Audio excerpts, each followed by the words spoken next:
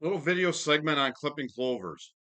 The average food plotter can plant a number of different clovers, but the most common are your ladinos, medium red clover, Alsike, white Dutch clover, and then you also have the annuals, which there's different types of annuals. There's berseem clover and different types of berseem. There's crimson clover and different types of crimson. There's the balança clovers and different strains of that, as well as a lot of other annuals. So they all have different growth habits. And so when people say don't clip your clovers or they've seen some research on clovers, there's so many things overlooked. There's so much misinformation.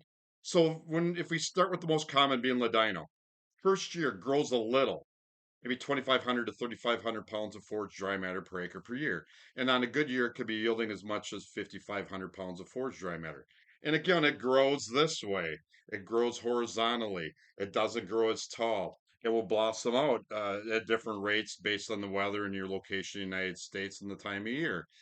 You got medium red clover, which can handle quite as aggressive a clipping. Again, it's more of a two cut kind of system, in some cases three cut, and most medium red clovers are going to last 2 years. With certain varieties out there, they're going to last 3 years. And then, of course, you got your Alsike, which isn't quite as popular, but again, it's out there, and again, it grows more of a vertical stem.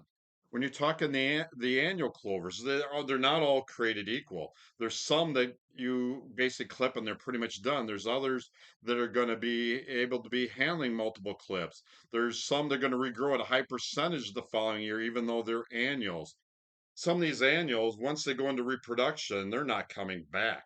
If you don't clip them, they're going to reproduction. That's where they're putting all their reserves, all their nutrients, all their energy. And again, any forage, as it moves on throughout the growth curve, let's just say any of these annuals and perennials, we plant them May 15th. And when are they typically going to mature? About 60 days or so post planting with, and that'll vary depending a lot of weather conditions and other factors and your planting um, situations and management. So again, when they go into reproduction, what's happening? I mean, they're, as I said, the nutrient values, the energies, the proteins, the minerals are dramatically plunging. Also, the sugars, the bricks, that's your big driving factor on why deer eat what they eat when they eat it. So again, when we get beyond that point, and it's kind of like a thing like with economics, like opportunity cost. But as far as a term that you might want to use, everybody can use their own term. But in my world, you're going to start seeing refusal. The point we're going to see um, diminished consumption and diminished um, seeing sites, in your plots. And so clipping. When you clip, you're refreshing the growth. You're going to be escalating the proteins, minerals, energy contents, and attraction.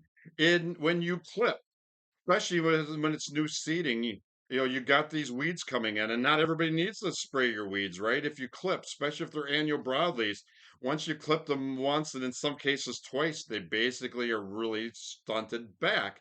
Where you might not have to use herbicides because there's pros and cons with using herbicides. So that's a factor. Integrated weed management, also regenerative food plotting, they're new buzzwords, but they're not new to me. I've been doing this for 34 years. But in these cases, every time you clip, you're dropping, those clippings back to the earth. So that also can reduce the amount of water loss, especially in these areas where we've had prolonged periods of drought the last few years. You're kind of creating like a little blanket effect. Also, anytime you have openings, you tend to see a higher incidence of weeds growing back in there. And if you're talking nutrient cycling, that's another seminar we'll be shooting. We're not going to cover too much now, but basically, what are these clovers doing? Especially in cases of annuals when you're using them to set yourself up and create some nitrogen fixations and benefits for the subsequent crop. That nutrient cycling by clipping is a benefit that everybody seems to overlook, especially a lot of people when they're trying to reduce your inputs and your fertilizer inputs. Um, and so it's about nutrition. It's about nutrient weed management. It's about also things that people forget, insects. When we have anything that's stressed, any plants that are stressed in an environment, that's where you're going to tend to see more insects attacking it. So if you don't clip your plots You also can be more apt to have insect issues, which also again will reduce the attraction, they'll reduce the sugar content and make those plants less desirable. Also, plant diseases. What happens if you leave these clovers, depending on the clovers, um, leave them stand? Could there be plant disease issues, especially when you have a lot of weather stresses, either flooding or excessive periods of rain, right? So you could have some plant diseases, and then as a end result, you could have die off, kill off. Way too often we see people say, well, I can only keep my clovers growing 2 or 3 years. I got to start over. You should about keep your plots growing your whole life, 20, 30, 40, 50 years. And that's another topic, talking about tips on how to keep your plots going. So, so if some people might say to me, well, I don't want to run across the plots, and I mainly got a Ladino clover or a white Dutch base type blend, and they say, well, I really don't want to clip. Okay, don't clip, right? But again, my question is what's your weed levels? My next question is when do you want to see deer in here? And then my next question after that is going to be, um, what is going to be your benefit to not clipping, right? Why not clip? And if your answer is, well, I seen this trial by this guy out east, and he showed that you don't have to clip. Here's the thing I'm going to say to you guys. I have had numerous samples compiled in my career. I've taken over 175,000 forage samples.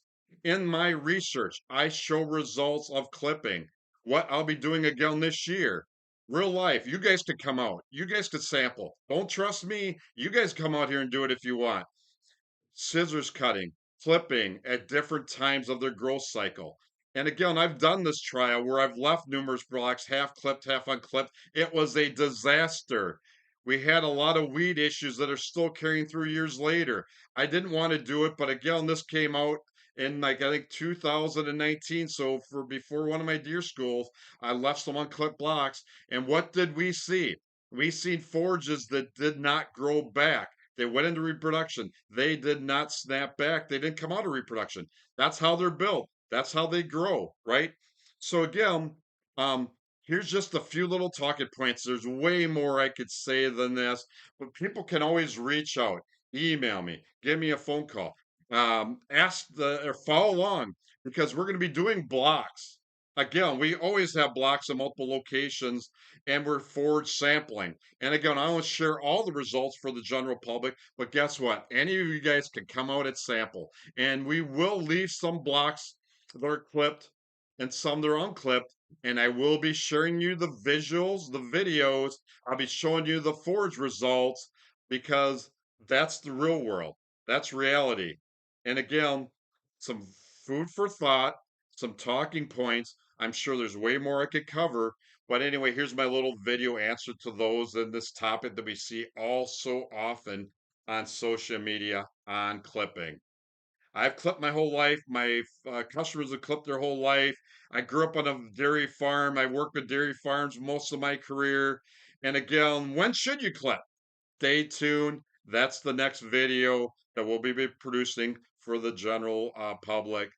Thanks much, John O'Brien, Cramperay Outdoors.